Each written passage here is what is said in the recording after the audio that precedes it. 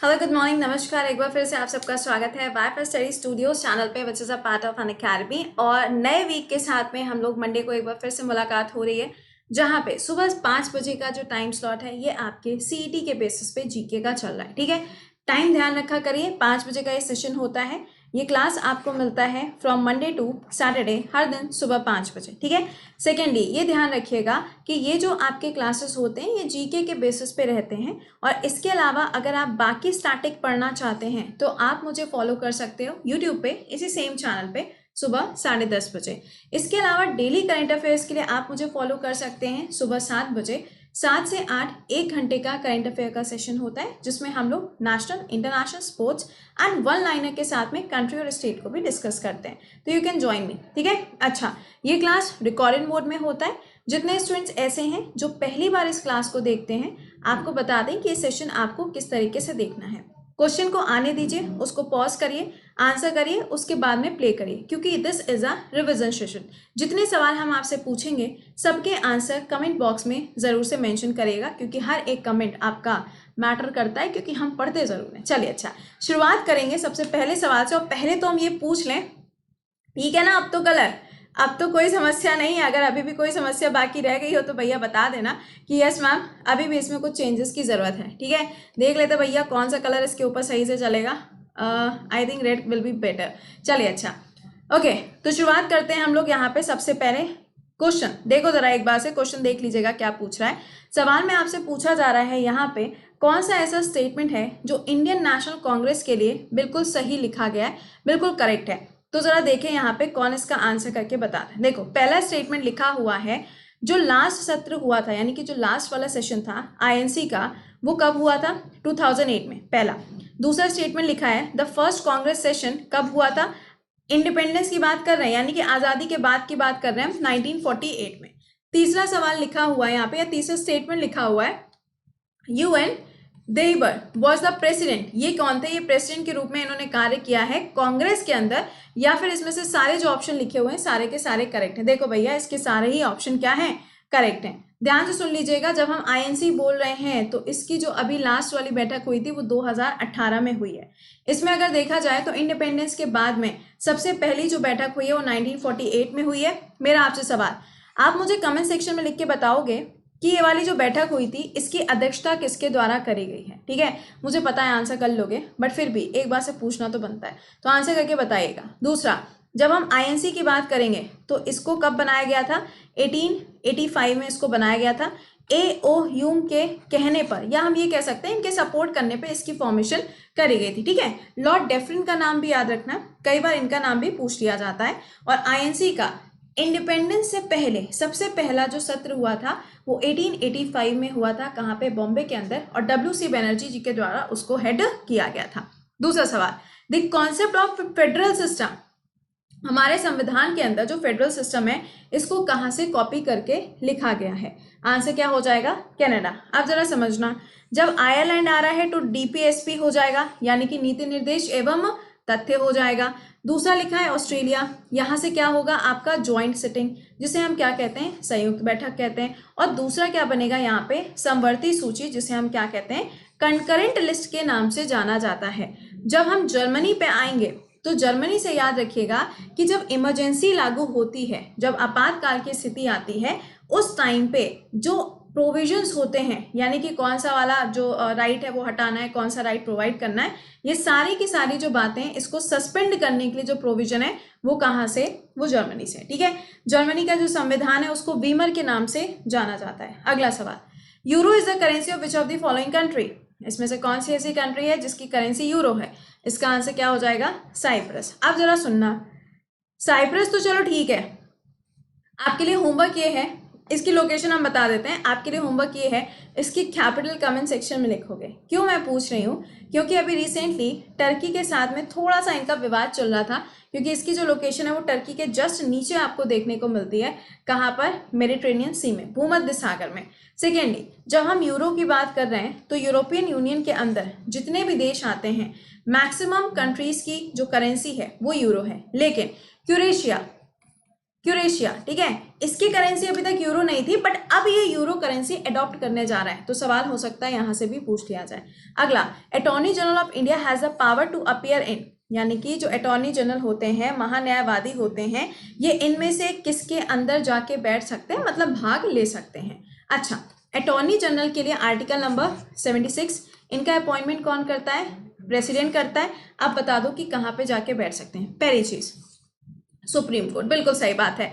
Any high court जो लिखा हुआ है ना, तो ये डिस्ट्रिक्ट हाई कोर्ट, जो डिस्ट्रिक्ट कोर्ट्स होते हैं ना, वहां पे ये नहीं जाते, ठीक है। दूसरा, एनी सेशन, भाई सेशन कोर्ट्स में जाएंगे नहीं, जब ये कह दिया तो मतलब ही खत्म हो जाता है।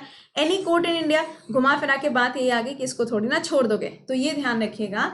अटॉर्नी जनरल जो है वो पार्लियामेंट में जाके भी बैठ सकता है, सुप्रीम कोर्ट में भी जाके बैठ सकता है। इसकी जो पावर्स दी हैं वो आर्टिकल नंबर 88 के अंदर दी गई हैं।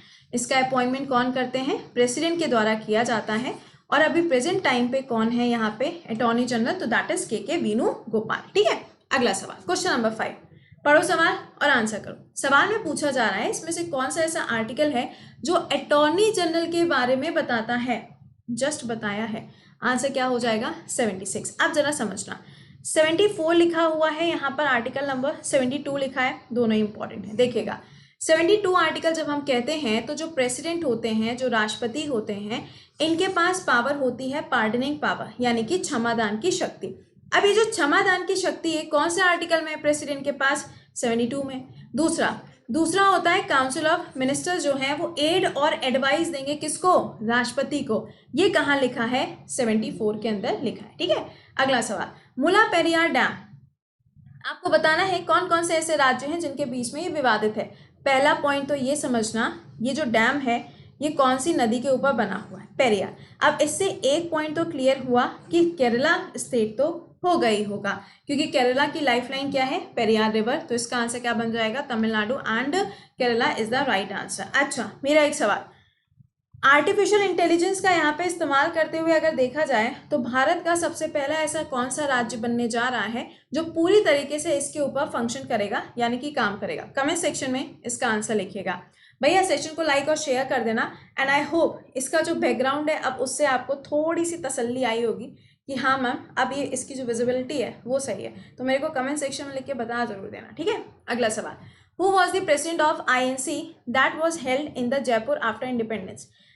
इंडिपेंडेंस के बाद जयपुर के अंदर जो अधिवेशन हुआ था INC का, उसकी अध्यक्षता किसके द्वारा करी गई थी। इसका आंसर बनेगा यहाँ पे सीतारमैया जी के द्वारा। सवाल, ईयर बता दो, क्योंकि ईयर मैंने इसलिए पूछा है, अगर हम 1938 या 39 की बात करें तो ये तो वो टाइम था जब सुभाष चंद्र बोस जी ने इसकी अध्यक्षता करी थी, ठीक है। उसके बाद अगर आप देखोगे तो पूरा अगर टोटल अगर हम देख डालें तो 7 बार ऐसा होता है जब INC की प्रॉपर तरीके से जो बैठक है वो नहीं होती है ना। अब आपको बताना है कि लास्ट में जो 2 बैठक हुई थी उसमें से एक जयपुर वाली थी। अब ये कौन से ईयर में हुई थी, ईयर आपको कमेंट सेक्शन में लिख के बताना है, ठीक है। अगला सवाल, उज्जैन जो है वो इसमें से कौन सी नदी के किनारे पर लोकेटेड है। सिंपल आंसर है Shipra is the right answer, ठीक है। कोई रॉकेट साइंस नहीं था इसमें। अगला, 11th 5 ईयर प्लान जो है ये कौन से ईयर में आया था। तो पहले तो आप मुझे ये बताओगे फर्स्ट 5 ईयर प्लान जो है वो कौन से ईयर में आया था। जल्दी से कमेंट सेक्शन में लिख के बताना, क्योंकि ये हम आपको पढ़ा चुके हैं इसलिए मैंने ये सवाल आपसे पूछा है। 2007 से लेकर 12 के बीच में आपको 11th 5 ईयर प्लान मिलता है, और अब तक टोटल कितने 5 ईयर प्लान आ चुके हैं, 12 आ चुके हैं। अब ये प्लानिंग कमीशन जो है 1950 में जो बना था, इसकी जगह अब आपको क्या मिलता है, नीति आयोग की स्थापना देखने को मिलती है।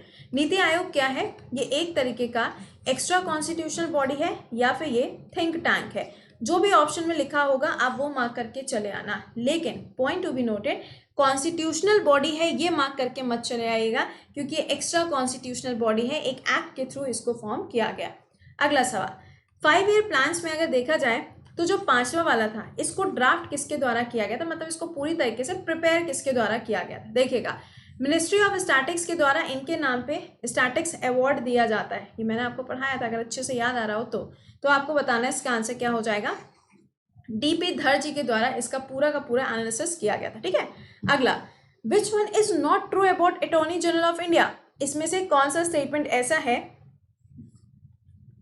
जो अटॉर्नी जनरल के लिए करेक्ट नहीं है। ध्यान दीजिएगा, नहीं पूछा है। देखो, पहला, legal adviser to the government of India. अच्छा, इनकी जो सैलरी होती है वो राष्ट्रपति डिसाइड करते हैं। अच्छा, इनके पास वोटिंग राइट होता है इन द पार्लियामेंट या फिर नन ऑफ द अबव। अब मैंने अभी आपको बताया कि वो व्यक्ति होते हैं जो जाते हैं खाना पीना खा के अपने घर को वापस निकल लेते हैं। कहने का मतलब ये हुआ कि ये सिर्फ मुंह दिखाई कराने जाते हैं, बट ये किसी भी फंक्शन के अंदर, किसी भी प्रोसीडिंग्स के अंदर, किसी भी सेशन के अंदर कोई वोटिंग नहीं कर सकते। जाएंगे, खाना पीना खाएंगे, चाय पानी पियेंगे, कॉफी पियेंगे, अपने घर को निकल लेंगे। तो ये ध्यान रखना, वोटिंग राइट इनके पास में नहीं होता है। यही सेम केस अगर आप देखोगे तो स्टेट के अंदर एडवोकेट जनरल के साथ में भी होता है। इनको कहा जाता है first law officer of India, इनको कहा जाता है first law officer of the state. ठीक है। अगला, डुलेरा इंटरनेशनल एयरपोर्ट कहाँ पर लोकेटेड है? अब देखो, इसके आसार तो है या नहीं है वो तो नहीं कह सकते, लेकिन कुशीनगर एयरपोर्ट जो है ये आपसे एग्जाम में जरूर पूछा जा सकता है। आप समझ गए होंगे क्यों, क्योंकि ये इंटरनेशनल एयरपोर्ट बनाया जा रहा है। ठीक है, चलिए इसका आंसर क्या हो जाएगा? गुजरात। अब देखो, अंत्योदय योजना, अंत्योदय योजना की बात करी जाए तो अभी 25 सितंबर को अंत्योदय दिवस मनाया जाता है। किसके उपलक्ष्य में? दीनदयाल उपाध्याय जी की बर्थ एनिवर्सरी थी 104 नंबर की, उसके उपलक्ष्य में इसका आयोजन किया गया। अच्छा ठीक है, अब आप सोच रहे होंगे कि मैम ये क्यों बताने लगी? बेटा ये इसलिए बता रहे हैं क्योंकि गुजरात के अंदर आपको एक बंदरगाह मिलता है जिसका नाम क्या है? कांडला एयरपोर्ट, और इसका कांडला पोर्ट, और इसका जो नाम है वो रखा गया है दीनदयाल उपाध्याय पोर्ट। तो ये थोड़ा ध्यान रखिएगा। अगला सवाल, last session of the INC attended by बाल गंगाधर तिलक। आपको बताना है इसमें से कौन सा ऐसा आईएनसी का सत्र था जिसमें बाल गंगाधर तिलक जी ने अपनी शिरकत करी थी, मतलब वो अटेंड किया था। आंसर बनेगा 1919। उसके बाद तो खैर आपको पता ही है, तो यहाँ पे 1919। अच्छा, बाल गंगाधर तिलक जी की बात करें तो इनसे जुड़ी हुई दो किताबें हैं। एक तो है कौन सी? मराठा। दूसरी कौन सी है? केसरी। आपके लिए होमवर्क ये, आप मुझे बताएंगे कि ये दोनों ही जो हैं ये कौन सी भाषा में, कौन सी लैंग्वेज में लिखी गई हैं। दूसरा, इनके द्वारा पुणे से शुरुआत करी जाती है किस चीज़ की? होम रूल लीग की, जो कि सिर्फ कहाँ के लिए था? Only for the Pune, Pune ही के लिए इसको चलाया गया था। ऑल ओवर इंडिया में अगर देखोगे तो ऑल ओवर इंडिया में किसके द्वारा चलाया गया था? वो एनी बेसिन थी। ठीक है, चलिए अगला देखिए, पलामू टाइगर रिजर्व। देखो, पलाऊ लिखा हो, पलामू लिखा हो, दोनों में से कुछ भी लिख के आ जाए, आंसर एक ही होगा, दैट इज झारखंड। अच्छा, झारखंड हो गया। टाइगर रिजर्व है तो इसका मतलब ये हुआ यहाँ पे टाइगर्स भी पाए जाएंगे, ऑब्वियस सी बात है। ठीक है, अगला देखो, at which place Alaknanda Bhagirathi meet and becomes the Ganga. अरे भैया सिंपल सी बात है, गंगा क्या है? बीए पास है, जानते हो ना, तो इसका आंसर क्या हो जाएगा? Devprayag will be the right answer. अच्छा, आगे देखते हैं। अगला, in which state Nagarjuna Sagar Srisailam tiger reserve is located. अब देखो, नागा अर्जुन सागर ये कहाँ पर है? ये आपका मिलेगा आंध्र प्रदेश के अंदर, और श्रीसाइलम कहाँ पे? ये भी आपको मिलेगा आंध्र प्रदेश के अंदर। तो ऑब्वियस है इसका आंसर क्या हो जाएगा? आंध्र प्रदेश। मेरा आपसे सवाल है, नागा अर्जुन सागर डैम जो है वो कौन सी नदी के ऊपर बना है? कमेंट सेक्शन में आंसर करिएगा। पापीकोंडा नेशनल पार्क कहाँ है? आंध्र प्रदेश के अंदर है।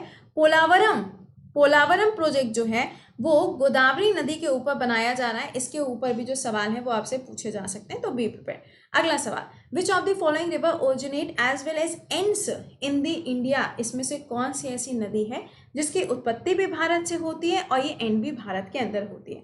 Answer will B Chambal. देखो, गंगा की बात करें तो ये जाके डेल्टा बनाती है ब्रह्मपुत्र के साथ बे ऑफ बंगाल में। इंदस की बात करोगे तो ये तिब्बत से ही निकल के आती है और पाकिस्तान में जाके एंड करती है। कोसी की बात करो तो ये नेपाल से आती है और गंगा में आके जुड़ती है। चंबल की बात करें तो ये आपका जो मालवा का पठार है वहां से आती है और यमुना में जाके मिल जाती है। ठीक है, अगला, विच of the following is not a tributary of Kaveri. इनमें से ऐसी कौन सी नदी है जो कावेरी की सहायक नदी नहीं है? तो नहीं है की बात आई है तो बताओ। पहला तो ब्रह्मगिरी का जो पठार है कहाँ पे? कर्नाटका के अंदर, वहां से इसका ओरिजिन होता है। और इसमें से कौन सी इसकी ट्रिब्यूटरी नहीं है? तो वैगई जो है ये ऑलरेडी एक अलग से छोटी सी रिवर है, ये इसकी सहायक नदी नहीं है। वैगई के किनारे आपको मीनाक्षी टेम्पल मिलेगा, मदुरई, कहाँ? तमिलनाडु के अंदर। अगला सवाल, इनमें से कौन सा ऐसा प्लान है जिसको यहाँ पे गडगिल योजना के अंदर, या हम कह सकते हैं कि गडगिल योजना के नाम से भी जाना जाता है? सिंपल है, तो answer will be third. Easy था ये तो। अगला, who presided over the annual session of INC in 1916, यानी कि 1916 की अगर बात करी जाए तो आईएनसी का जो सत्र हुआ था उसकी अध्यक्षता किसके द्वारा करी गई थी? आंसर क्या हो जाएगा? AC मजुमदार जी के द्वारा इसकी अध्यक्षता करी गई। ठीक है, चलो 20 क्वेश्चन हम लोगों ने टोटल किए। मुझे कमेंट बॉक्स में लिख के बताना कि कितने आपने करेक्ट किए हैं यहाँ पर। सेकेंडली, ये जो मैंने आपको बताया ना 1916 वाला, बेटा इसको यहाँ पे लखनऊ सेशन के नाम से भी जाना जाता है। ठीक है, अच्छा अब देखिए, आज हो गया मंडे, कल से बैच शुरू होने जा रहा है। ये जो बैच है आपका बेसिक टू एडवांस है। ये क्या है? बेसिक टू एडवांस बैच है, जिसमें हम साइंस शुरू करने जा रहे हैं। साइंस जब खत्म होगा उसके बाद हिस्ट्री आएगा, फिर ज्योग्राफी आएगा, फिर इकोनॉमिक्स आएगा, फिर पॉलिटी आएगा। जीएस के जितने सब्जेक्ट्स हैं सारे हम ही पढ़ाएंगे। अगर आप रेलवे के स्टूडेंट हैं 3 महीने के लिए बैच ज्वाइन कर लो। एसएससी, डीआरडीओ, एनडीए, सीडीएस के अगर स्टूडेंट हैं तो 1 साल के लिए ज्वाइन करो। अगर स्टेट पीसीएस में प्रीलिम्स के लिए प्रिपेयर करना है तो भी आप इस बैच को 1 साल के लिए ज्वाइन कर सकते हैं। कोड क्या लगेगा? कृति 10। सेकेंडली, इसकी फ़ी कितनी है वो भी जान लो। तो इसकी फ़ी हो जाएगी 5400। ठीक है ना, ये पूरे साल भर की फ़ी है, जिसमें आपको जीएस, मैथ्स, इंग्लिश और रीजनिंग, मतलब इस बैच को ज्वाइन करने के बाद अनअकैडमी के द्वार खुल जाते हैं आपके लिए कि आप किसी भी फैकल्टी का क्लास देख सकते हो, मतलब कोई मनाही नहीं होगी आपको। ठीक है, एंड सेकेंडली ये क्लासेस आपके चल रहे हैं करंट अफेयर्स। जनवरी से लेकर सितंबर के बीच में जो करंट अफेयर्स हैं वो सारे कवर हो रहे हैं अनअकैडमी पे। दोपहर में 2 बजे क्लास होता है, आप इसको ज्वाइन कर सकते हैं, फ्री क्लासेस हैं, इसको मिस मत करिएगा। चलिए, अच्छा मिलते हैं आपसे 7 बजे के सेशन में। 7 बजे का क्लास यहाँ मिस मत किया करो, क्योंकि उसमें आपको कोड भी मिलता है जिसका यूज़ करके आप अपनी प्रिपरेशन को चेक कर सकते हो। ठीक है, तो मिलते हैं आप लोगों से 7 बजे के सेशन में। टिल देन खुश रहिए, मुस्कुराते रहिए। Bye bye and take care.